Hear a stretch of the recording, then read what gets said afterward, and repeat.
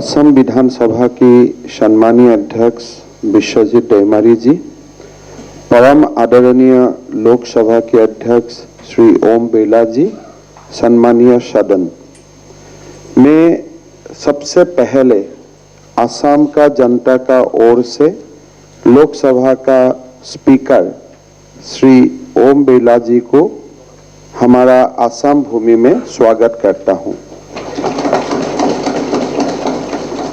As has been said by Honorable Speaker that this is the first ever visit by any Speaker of Lok Sabha to this august house. So this is an important and historic landmark, and we are going to cherish this event for a long time to come.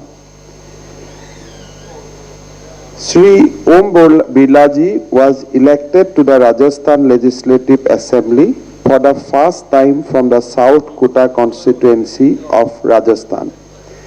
He was the Parliamentary Secretary to the Government of Rajasthan from 2003 to 2006.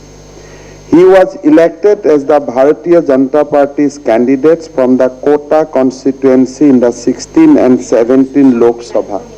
हमारा सबको मालूम है कि कोटा आज एक शिक्षा का बहुत बड़ा केंद्र है और कोटा का जो शिक्षा का जो वातावरण बना है उससे हम सबको प्रेरणा मिलता है। He was a member of the Energy and Consultative Standing Committee in the 16 Lok Sabha. On political front also, Shri Om Birla जी भारतीय जनता युवा मोर्चा का जिला का अध्यक्ष रहा, स्टेट का सभापति रहा। He was the National Vice President of Bharatiya Janata Yuva Morcha, and on June 19, 2019, he was elected as the Speaker of 17 Lok Sabha. As the Speaker of the Lok Sabha, Om Birla ji has been able to rise to the prominence in the Indian democratic tradition with a short span of time. Some of the steps he has taken in the short span of time have not only revived the parliamentary democratic system, but also contributed immensely to its enrichment. He set a precedent for the enactment of pro-people legislation. In the wake of the Lok Sabha, he has already been able to garner much praise for his pioneering steps in the allowing the newly elected member of parliaments to speak on the floor of the house, especially the young MPs and women MPs. Parliamentary committees have an important role to play in a parliamentary democracy. With this in mind, he played a role in strengthening the various committees of parliament, which has already been appreciated by all. Prime Minister Narendra Modi has also lauded the role of Shri Om Birla ji, who has played in the making the parliament the main driving force of the country's governance. His role in preserving the tradition of the drawing the attention by the MPs to their views and issues raised on the various issues is noteworthy. The number of the MPs who have been given permission by Shri Birla ji to raise issues during the session of Parliament has drawn special attention in the parliamentary democratic tradition. मैं आपको बहुत बहुत बधाई देता हूं और मेरा खुद का अनुभव है, जो मैं पहला चीफ मिनिस्टर का रेस्पॉन्सिबिलिटी लेने का बाद आपको मिलने गया था, तो आपसे जो मार्गदर्शन मिला ये हमेशा मेरे लिए प्रेरणा का स्रोत बने रहेगा और मैं आपको बहुत बहुत धन्यवाद देता हूं। माननीय अध्यक्ष जी, ये जो हमारा असम विधानसभा है, इसका एक बहुत बड़ा गरिमामंडित इतिहास है। स्वामी Vivekananda has said that every nation has a message to deliver, a mission to fulfill, a destiny to reach.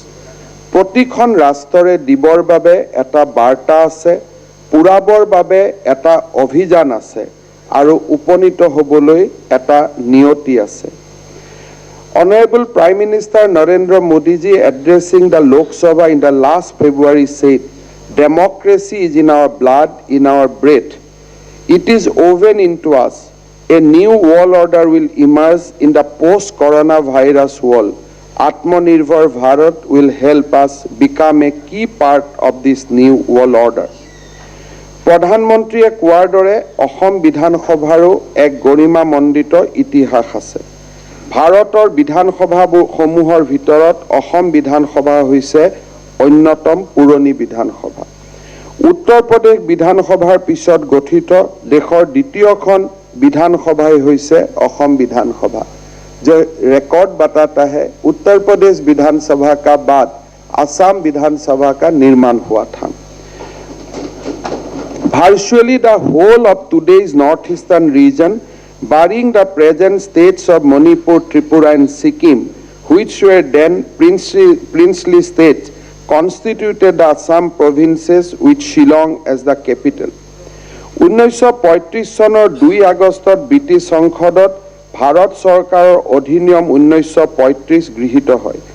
এই অধিনিয়মৰ উপবন্ধ অনুসৰি 1937 চনত অসম প্ৰদেশৰ বাবে দ্বি-সদনযুক্ত বিধান মণ্ডল প্ৰণয়ন কৰা হয়। At that time, Assam Legislative Assembly was a bicameral legislature with lower house and upper house. Sir Syed Mohammad Sadullah নেতৃত্বাধীন প্ৰথমখন নিৰ্বাচিত অসম চৰকাৰক 1937 চনৰ 1 এপ্ৰিলত তদানীন্তন ৰাজ্যপাল ৰবাৰ্ট নীল ৰেইডে শপত গ্ৰহণ কৰাইছিল। অসম বিধানসভাৰ প্ৰথম বৈঠক বহে শ্বিলঙৰ সভাকক্ষত 1937 চনৰ এপ্ৰিল মাহৰ 7 তাৰিখে। শ্বিলং সেই সময়ৰ অবিভক্ত অসমৰ ৰাজধানী আছিল।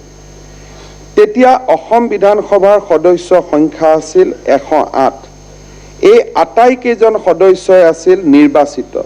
উচ্চ সদন বা বিধান পৰিষদৰ সদস্য সংখ্যা আছিল সৰ্বাধিক 22 জন।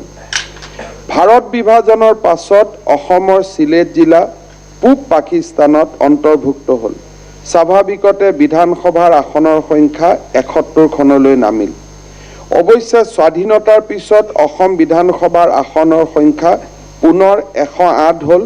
1947 চনত বিধান পৰিষদৰ অৱলুপ্তি ঘটাই অসম বিধানসভা এক সদনযুক্ত কৰা হয়। অসমৰ ভৌগোলিক পৰিসৰ সলনি হোৱাৰ লগে লগে আৰু জনসংখ্যা বৃদ্ধিৰ লগে লগে অসম বিধানসভাৰো আসনৰ সংখ্যা পৰিৱৰ্তন হোৱা দেখা গ'ল। 1952ত 57ত 108, 1967 পৰা 72 114 আৰু 1972 পৰা 78 কালৰ পৰৱৰ্তী সংখ্যা 126 গৰাকীলৈ বৃদ্ধি হয়। স্বাধীনোত্তৰ কালছোৱাত অসমৰ বিভাজন ঘটি বহু কেইখন নতুন ৰাজ্যৰ সৃষ্টি হ'ল। Assam was divided to Assam. Actually, from Assam, various states has born. Nagaland come into being as a separate state in 1963. Meghalaya became a full-fledged state in 1971 with the parliament passing the Northeastern Reorganizational Areas Act.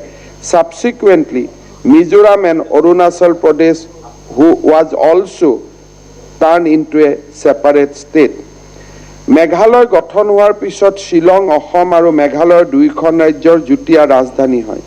1972 চনত অসম চৰকাৰে দিছপুৰলৈ ৰাজধানী স্থানান্তৰৰ সিদ্ধান্ত লয়। 1973 চনৰ 16 মাৰ্চত দিছপুৰৰ অস্থায়ী ৰাজধানীত অসম বিধানসভাৰ প্ৰথম অধিৱেশন অনুষ্ঠিত হয় আৰু তেতিয়াৰ প্ৰায় ইয়াতে অসম বিধানসভাৰ কাৰ্যাৱলীৰ ধাৰাবাহিকতা অব্যাহত আছে। बाबू बसंत कुमार दास আছিল অসম विधानसभा प्रथम गराकी अध्यक्ष। मैं बहुत गर्व से बोलना चाहता हूं कि हमारा विधानसभा का एक नया परिसर निर्माण हो रहा है और सब कुछ ठीक रहे तो अगले साल हम लोग नया विधानसभा में जाऊंगा। And on behalf of this house मैं आपको अभी से आमंत्रित करता हूं और सभा के लिए। लोकसभार अध्यक्ष महोदय, भारत रत्न गोपीनाथ बरदলৈৰ स्मृति विजড়িত অসম বিধানসভাৰ ইতিহাসৰ বহু উল্লেখযোগ্য ঘটনাৰ সাক্ষী হৈ আছে। এই বিধানসভাৰ মজিয়াৰ প্ৰায় লোকপ্ৰিয় গোপীনাথ বৰদলৈয়ে কেবিনেট মিছনৰ গ্ৰুপিঙৰ প্ৰস্তাৱৰ বিৰোধিতা কৰি অসমখন যাতে পূব পাকিস্তানৰ অন্তৰ্ভুক্ত নহয় তাৰ বাবে বিৰামহীন যুঁজ দিছিল। The memory of Bharat Ratna Lokopriya Sri Gopinath Bordoloi, who was the first Premier of Assam, has been associated with this temple of democracy, who fought untiringly from this assembly to save Assam from merging in with the East Pakistan due to the partition of India. Bidhan Sabhar Mojiyar Prai Gopinath Bordoloi Assam যাতে ভাৰতৰ অংগৰাজ্য হৈ থাকে তাৰ বাবে কেৱল যুঁজ দিয়া নাছিল। গণতন্ত্ৰৰ এই মন্দিৰৰ পৰা তেখেতে খিলঞ্জীয়া ভূমিপুত্ৰসকলৰ অধিকাৰৰ বাবেও নিৰবিচ্ছিন্নভাৱে কাম কৰি গৈছিল। অসম বিধানসভাৰ আন এগৰাকী উজ্জ্বলতম নক্ষত্ৰ আছিল গৌৰীশংকৰ ভট্টাচাৰ্য। বিধানসভাৰ সদস্য হিচাপে তেওঁৰ ২৬ বছৰীয়া কাৰ্যকালত তথা বিৰোধী পক্ষৰ নেতা হিচাপে গৌৰীশংকৰ ভট্টাচাৰ্যই সমাজৰ বঞ্চিত আৰু দৰিদ্ৰ শ্ৰেণীৰ অধিকাৰৰ হকে দায়বদ্ধতাৰে কাম কৰিছিল। ৰাজনীতিৰ খলা বোমা পথাৰখনত নিজৰ আদৰ্শৰে গৌৰীশংকৰ ভট্টাচাৰ্য আজিও মহিমামণ্ডিত হৈ আছে। ভাৰতৰ সাংস্কৃতিক জগতৰ মহীৰূহ সংগীতজ্ঞ, সাহিত্যিক, চিত্ৰ নিৰ্মাতা ভাৰত ৰত্ন ডক্টৰ ভূপেন হাজৰিকাও 1967 চনত বিধানসভাৰ মজিয়ালৈ নিৰ্বাচিত হৈ সক্ৰিয় ৰাজনীতিৰ ক্ষেত্ৰখনত নিজৰ ছাপ এৰি থৈ গৈছে। এগৰাকী নিৰ্দলীয় বিধায়ক হিচাপে 1967 চনৰ পৰা 72 চনলৈ তেখেত অসম বিধানসভাৰ সদস্য আছিল। भारत रत्न डॉक्टर भूपेन हाजरिका भी ये सदन का एक बहुत गौरवान्वित सदस्य था। অসমৰ সাংস্কৃতিক জগতৰ পুৰোধা ব্যক্তি আৰু আমাৰ সকলোৰে প্ৰাতঃস্মৰণীয় কলাগুৰু বিষ্ণুপ্ৰসাদ ৰাভাও নিৰ্দলীয় প্ৰাৰ্থী হিচাপে 1967 চনতে তেজপুৰৰ পৰা অসম বিধানলৈ নিৰ্বাচিত হৈছিল। অসম বিধানসভাৰ মজিয়াখন গৌৰৱান্বিত কৰা আন এগৰাকী বিশিষ্ট সদস্য আছিল ৰহগৰা লক্ষ্যধৰ চৌধুৰী। সমাজবাদী আদৰ্শৰে পৰিচালিত লক্ষ্যধৰ চৌধুৰীও ডক্টৰ ভূপেন হাজৰিকা আৰু বিষ্ণুপ্ৰসাদ ৰাভাৰ সৈতে 1967 চনতে অসম বিধানসভালৈ নিৰ্বাচিত হৈছিল। ৰাজ্যৰ সাহিত্য আৰু সাংস্কৃতিক জগতৰ এই তিনিগৰাকী প্ৰবাদ প্ৰতিম ব্যক্তিয়ে বিধানসভাৰ মজিয়াতে স্বকীয়তাৰে নিজৰ স্বাক্ষৰ এৰি থৈ গৈছে। বিষ্ণুৰাম মেধি, ভীমবৰ দেউৰী, ৰূপনাথ ব্ৰহ্ম, পুষ্পলতা দাস, অমীয় কুমাৰ দাস, ফকৰুদ্দিন আলী আহমেদ, শৰৎ চন্দ্ৰ সিংহ, গোলাপ বৰবৰা, কেশৱ গগৈ, হিতেশ্বৰ শইকীয়া, বিমলা প্ৰসাদ চলিহা, মহেন্দ্ৰ মোহন চৌধুৰী, দেৱকান্ত বৰুৱা, তৰুণ গগৈৰ দৰে জননেতাসকলেও এসময়ত অসম বিধানসভাৰ মজিয়া শুৱনি কৰিছিল।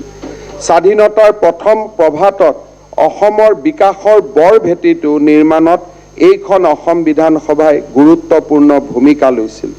অসম বিধানসভাৰ বিশ্ববিদ্যালয় স্থাপনৰ প্ৰথম চৰকাৰী প্ৰয়াসৰ অংশ হিচাপে অসম বিধানসভাত অসম বিশ্ববিদ্যালয় বিধেয়ক 1941 উপস্থাপন হৈছিল। অসমৰ ৰাজ্যভাষা আইনো এই বিধানসভাই প্ৰণয়ন কৰিছিল। অসম বিধানসভাত গোপীনাথ বৰদলৈয়ে উত্থাপন কৰা প্ৰস্তাৱৰ ভিত্তিতে गुवाहाटी हाईकोर्ट स्थापनर सिद्धांत होइसिल। सर, ये जो हमारा असेंबली है हमेशा लोगों का साथ रहा, लोगों का बाद ये असेंबली में हम लोग हमेशा चर्चा करता हूँ और आसाम को देश का मानचित्र में एक प्रभावशाली स्टेट बनाने के लिए हम लोग रूलिंग हो विरोधी हो हम लोग सब मिलके एक साथ ये गणतंत्र का मंदिर से ही हम लोग काम कर रहा हूँ। आपका आशीर्वाद का हमारा अपेक्षा रहेगा, आपका मार्गदर्शन का अपेक्षा रहेगा। बहुत बहुत धन्यवाद।